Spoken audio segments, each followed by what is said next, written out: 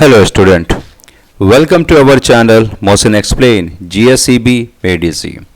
Now in this video we are going to discuss the question answer of chapter 16 climate. Now the question is write a note on the cold season winter of India. हम लोग यहाँ पे cold season यानी winter season के बारे में हम लोग जानने वाले हैं. So answer is it is winter season in India between December to February. हमारे इंडिया में जो सर्दियों का जो मौसम होता है वो दिसंबर से लेकर फरवरी तक होता है. अब इसी दिसंबर से लेकर फरवरी के बीच में ही हमारी सर्दियाँ क्यों पड़ती हैं. हमारे इंडिया की स्पेशली बात किया पूरे वर्ल्ड की अगर हम बात कर लेते हैं मोस्टली ऑफ जो रीजन ट्रॉपिक ऑफ कैंसर के आसपास जो पड़ते हैं. अब जैसा कि आप जानते हैं अर्थ रोटेट करती है, ठीक है. At this time the sun rays fall slantly over India so the temperature remain low. अब दिसंबर टू फरवरी के बीच में हमारी जो अर्थ के जो हमारी जो ट्रॉपिक ऑफ कैंसर की जो लोकेशन है वो सन से बहुत दूर हो जाती है, जिसकी वजह से सन रेज जो है वो स्लैंटली हल्की टेढ़ी पड़ती है और सन लाइट को बहुत ज़्यादा ट्रैवल करना पड़ता है, जिसकी वजह से उसकी गर्मी जो होती है वो रिड्यूस हो जाती है. और इस टाइम पे the north west wind blow over India during the season. अब जैसे सर्दियाँ गर्मी कम पड़ने लगती है तो जो ठंडी हवा जो होती है वो हमारी नॉर्थ से लेके ईस्ट तक बहना स्टार्ट हो जाती है. As this wind blow from the land mass they are dry and cold. अब ये जो हवा होती है ये लैंड मास के ऊपर से बहती है और ये हवा मोस्टली ऑफ हिमालयन रीजन से लेके हमारे सेंट्रल इंडिया और ईस्टर्न इंडिया की तरफ बहती है, जिसकी वजह से ठंडी पड़ती है. The sky and clear in the absence of cloud. आसमान में कोई बादल नहीं होते हैं. As a result the climate of India during winter is pleasant and healthy. सर्दियों के टाइम पे हमारा मौसम अगर देखा जाए बहुत ही प्लेजेंट और हेल्दी होता है. The winter temperature in North India is very low because this region are far away from the sea and some part of it is sandy. अब हमारे अगर टेम्परेचर देखा जाए नॉर्थ इंडिया का वो विंटर होता है, बहुत कम होता है. क्यों? सबसे पहला तो ये समुद्र से बहुत दूर होता है और बीच में अगर देखा जाए तो थोड़ा बहुत हमारे यहाँ पे डेजर्ट टाइप रीजन पड़ता है, यानी रेगिस्तान नहीं पड़ेगा पर लेकिन सैंडी होगा.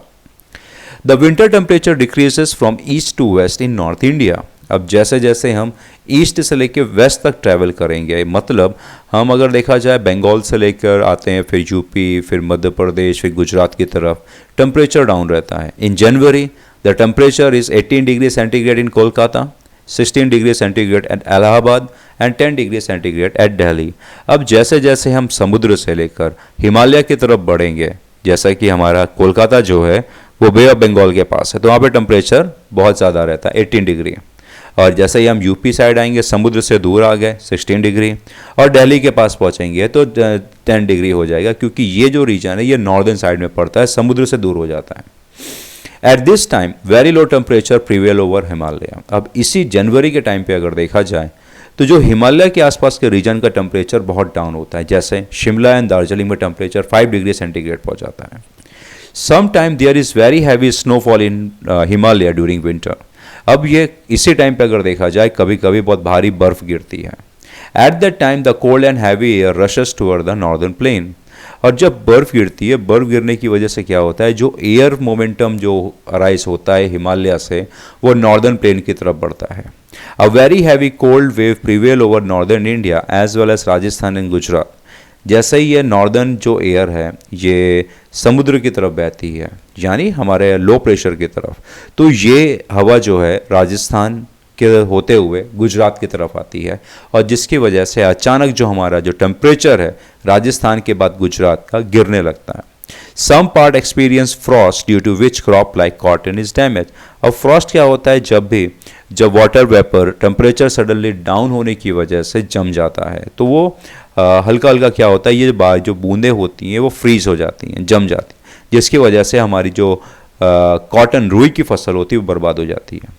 Except for the high mountain, the temperature during winter does not fall up to freezing point in India. अब अगर हम पहाड़ी इलाकों की बात करें, जैसे हमारा आसाम हो गया, फिर उसके बाद हमारा सिक्किम का रीजन, जम्मू कश्मीर का रीजन, ये पहाड़ी इलाका, यहाँ पे टेम्परेचर क्या होता है, फ्रीजिंग पॉइंट जब पहुँच जाता है. उसके अलावा हमारे इंडिया में कहीं पर भी टेम्परेचर जो है वो फ्रीजिंग पॉइंट पे नहीं जाता है, क्योंकि वो इतना ज़्यादा नीचे है कि टेम्परेचर गिर ही नहीं पाता है.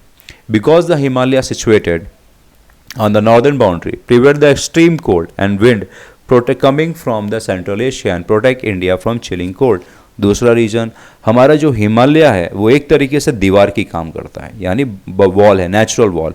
जो देखा जाए तो चाइना के साइड से जो ठंडी ठंडी हवा, जो चिल एयर जो आती है, वो हिमालय रोक लेता है, जिसकी वजह से हमारे जो इंडिया के अंदर इतनी ज़्यादा चिलिंग कोल्ड नहीं पड़ती है।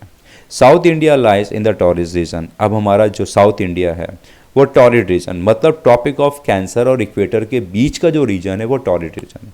Beside it is also a peninsular. Peninsula तीन साइड पानी से घिरा हुआ है, जिसकी वजह से यहाँ पे मॉइस्चर भी मिलता है।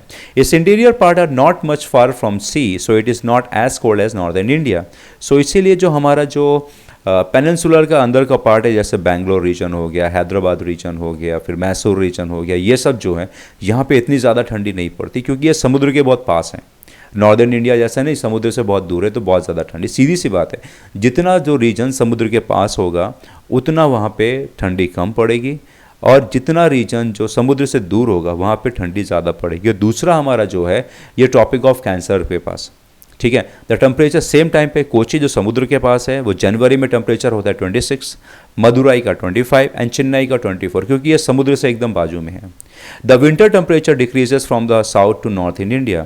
अब जैसे जैसे हम साउथ, यानी हम तमिलनाडु से आंध्र प्रदेश से महाराष्ट्र, महाराष्ट्र से उत्तर प्रदेश, मध्य प्रदेश से उत्तर प्रदेश बढ़ेंगे, टेम्परेचर कम होता जाएगा, क्योंकि हम समुद्र से बहुत दूर जा रहे हैं। इसलिए for example temperature of Delhi सर्दियों के टाइम पे बहुत कम होता है, जो मुंबई का टेम्परेचर वो ज़्यादा होता है।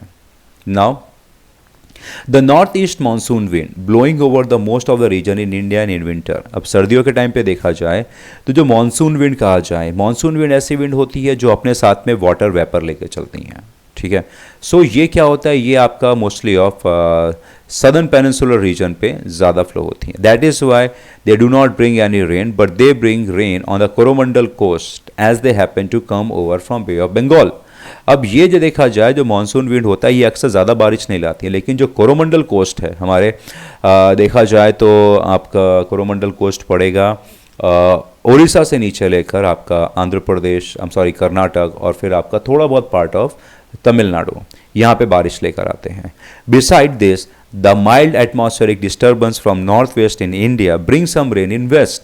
अब सर्दियों के मौसम में अगर देखा जाए तो थोड़ा सा बहुत एटमॉस्फेरिक डिस्टर्बेंस होता है। क्यों एटमॉस्फेरिक डिस्टर्बेंस क्या होता है, एक तो ठंडी हवा जो नॉर्थ से लेके वेस्ट बह रही है वो समुद्र के ऊपर जाती है, और ऑलरेडी समुद्र के ऊपर जो हमारी हवा है वाटर वेपर वाली ऑलरेडी कंटेन कर रही है। ये जब दोनों मिक्सअप होते हैं तो एटमॉस्फेरिक डिस्टर्बेंस, यानी लो प्रेशर हाई प्रेशर जब दोनों मिक्सअप होते हैं तो डिस्टर्बेंस क्रिएट होता है। एक तरीके से एक लिटिल बिट साइक्लोन जैसा होता है, वावाजोड़ू कह सकते हैं, जो कि हमारे गुजरात रीजन और महाराष्ट्र के थोड़े बहुत रीजन में बारिश लेकर आता है।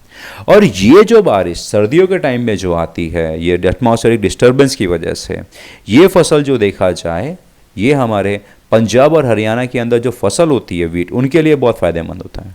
Along with this other part of India get occasional rain during winter, और दूसरे पार्ट में भी देखा जाए तो ये ओकेजनल रेन कहते हैं, जो कि फसलों के लिए बहुत फ़ायदेमंद होती है। In Gujarat it is known as unseasonal rain मौथू, और गुजरात में इनको अनसीजनल रेन कहते हैं, यानी बिन मौसम बरसात, और इसका नाम क्या है, मफ्तू है। तो ये भी गुजरात के थोड़े बहुत कह सकते हैं, गुजरात में जो फसल लगती है उसके लिए भी ये फ़ायदेमंद होती है। So in this way this question ends over here.